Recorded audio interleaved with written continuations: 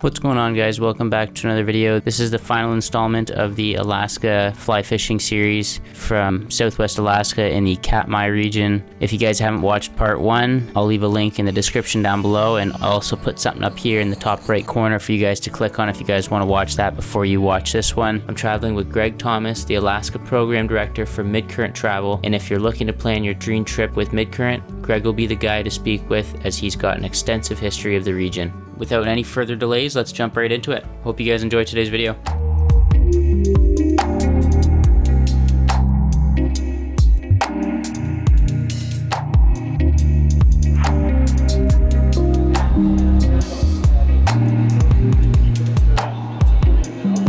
We just arrived to Kulik Lodge. We got affiliated with the campgrounds, got some lunch into us, and yeah, now we're getting suited up. We're gonna head over to the Kulik River and take a stab at some rainbow trout to start. Greg's got dry fly on his mind, so hopefully we can make it happen there, and we'll see what we can muster up here.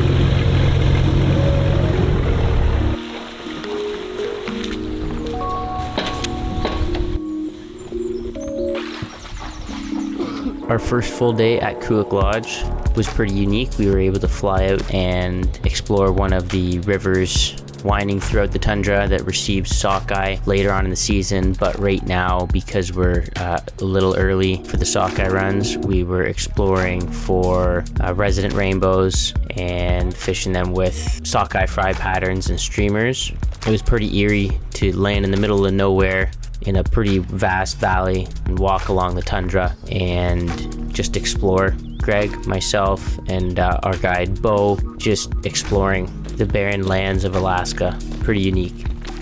All right, Bo, what's the game plan today? Have fun. Try to find some fish.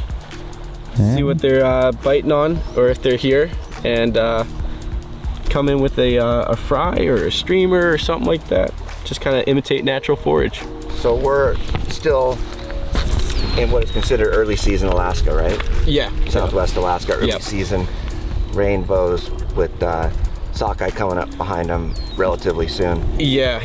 You know, the sockeye fishing wise, your rainbow fishing bases around if they're there or they're not.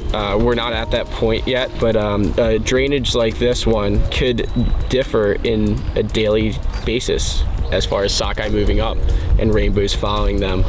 It could also differ where they start spawning in the river, and that somehow keys those rainbows to find the active spawning beds. But we aren't faced with that today. We're faced with just residential rainbow movement throughout this drainage.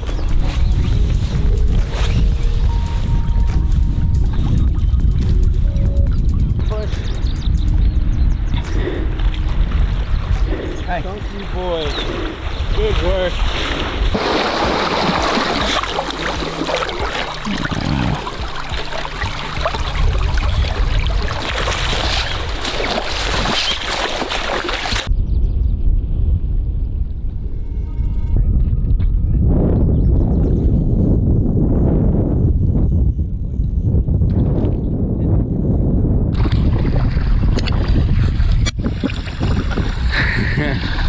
What is it? It's a char. Yeah, it's a lake trout. It's a lake trout. Yeah. Of all things.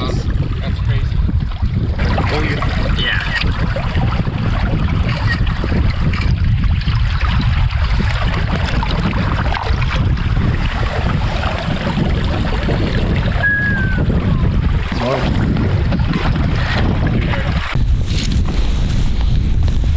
So, I'm gonna apply some chips to my sandwich for some crunch.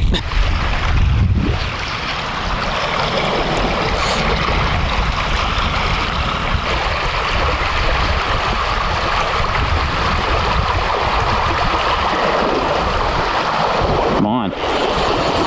Hey!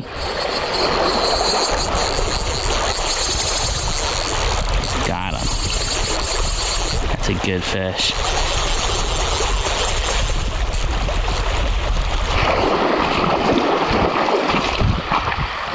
I think it's a decent fish too.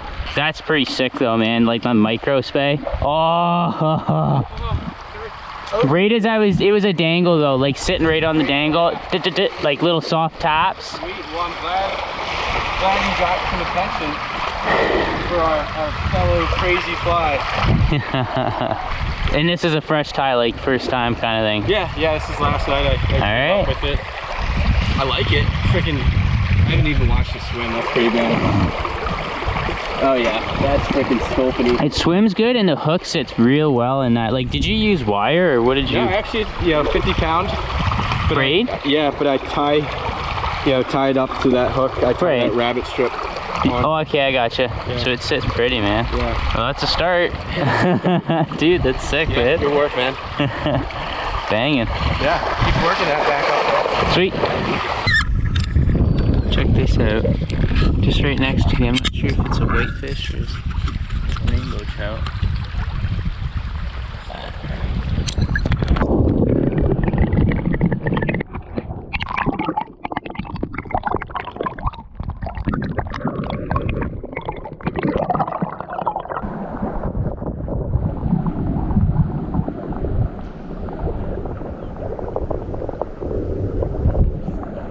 I'm on.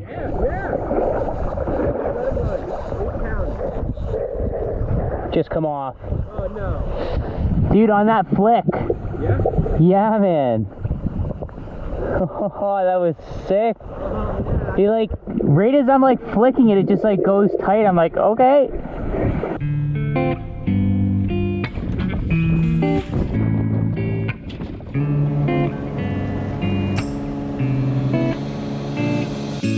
Despite the fishing being a little bit grindier today, it was pretty incredible to be able to fly out into the middle of the barren lands of the Katmai National Park. We capped off the day with a cozy shot of cognac to welcome us back to camp and some delicious gourmet foods from the kitchen.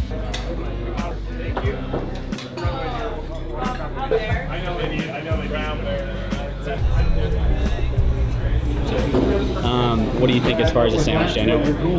Just a turkey sandwich or something. White wheat rye. Good deal. I'll make sure not tomorrow morning, 5:30. I'll have all the coffee, tea, peppermint tea, right? Yeah, coffee, peppermint tea. We'll be on the beach at 6:45 if that works for you guys. Yeah, looking forward to it. It'll be cool to get over there and check it out, see what the fishing's like. You are my sunshine. Yeah, you are my sunshine. What's your name, sir? Dave. Dave, I'm Jacob. Jacob. Pleased to meet you. I love this. It's just it's something.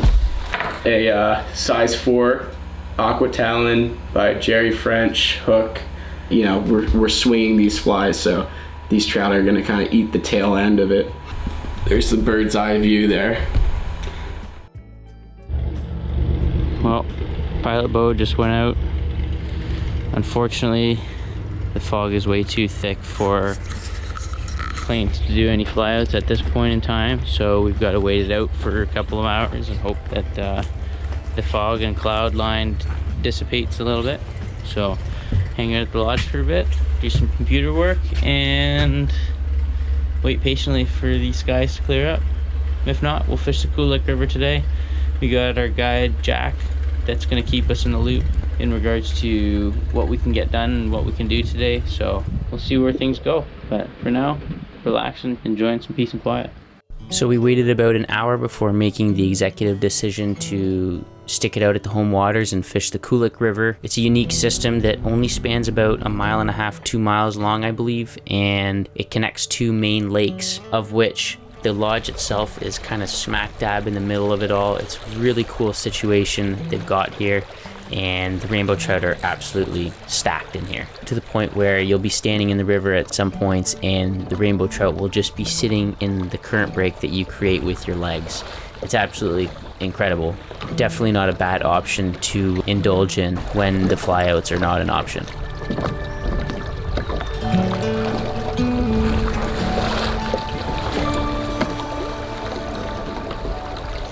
Funny, there's not like a whole lot of breaks in the current, So like as soon as you stand here and you make like, any sort of, they just congregate. It's like teasing you.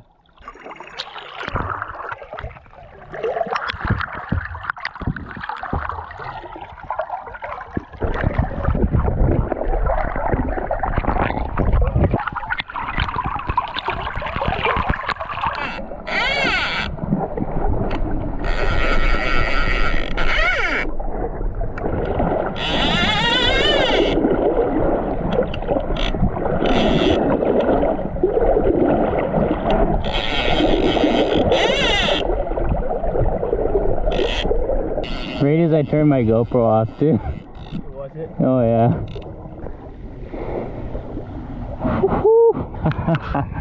That's sick, dude. That's a pretty fish too. Oi! Here we go. Oh, again. Come on. There we go. Come on.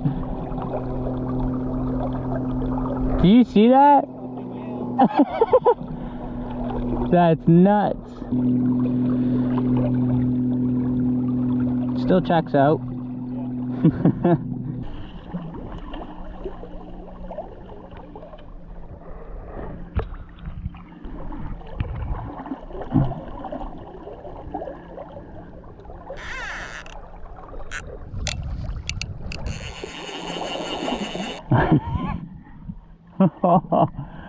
That's wild.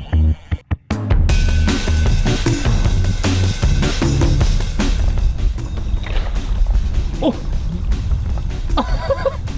At your waist? Yeah. They hit my hand. It hit your hand? They hit my hand.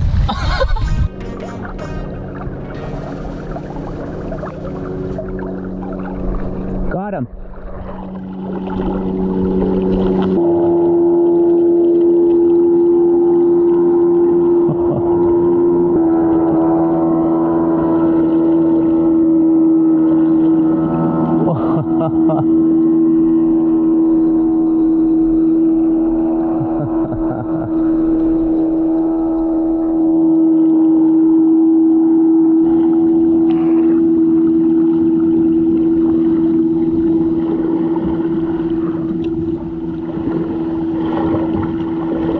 Nice.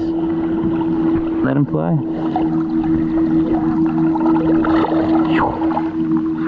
Oh, dude, that's sick, man. There's still some more bigger ones out there that are eating the same. Oh, yeah. Yeah, let's keep letting them fly.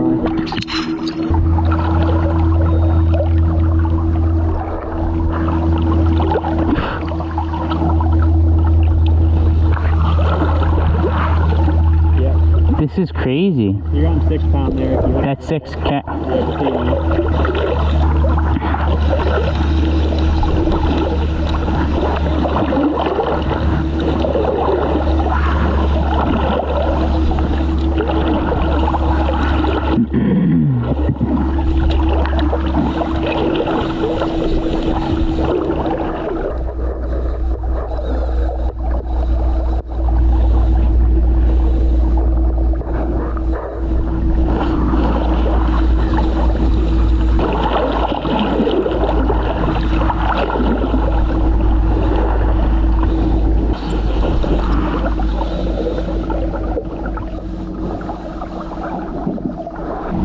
Oh, Jesus.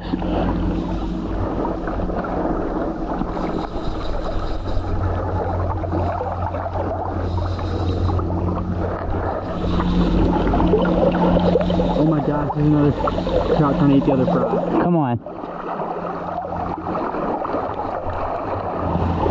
That was crazy. There was another trout trying to eat the other fry? Oh yeah. Dude, let's go!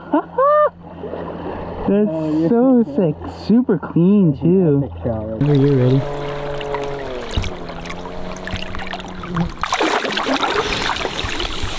Awesome. Dude, let's go!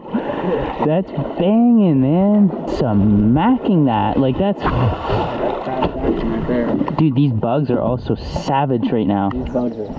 Like, I'm getting all of them in my face. Oh! Greg's on! Greg's on! Schedule.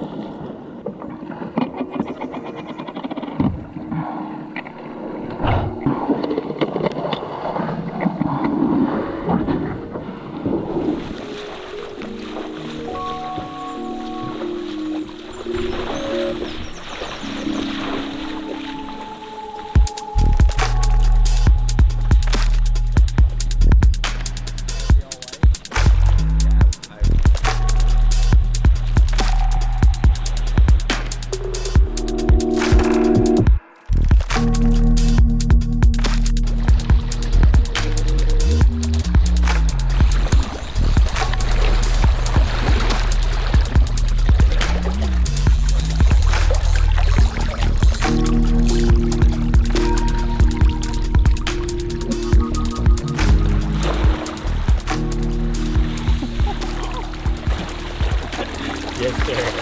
That's a good one. Look at the stripe on that jerk here. Yeah. Beautiful.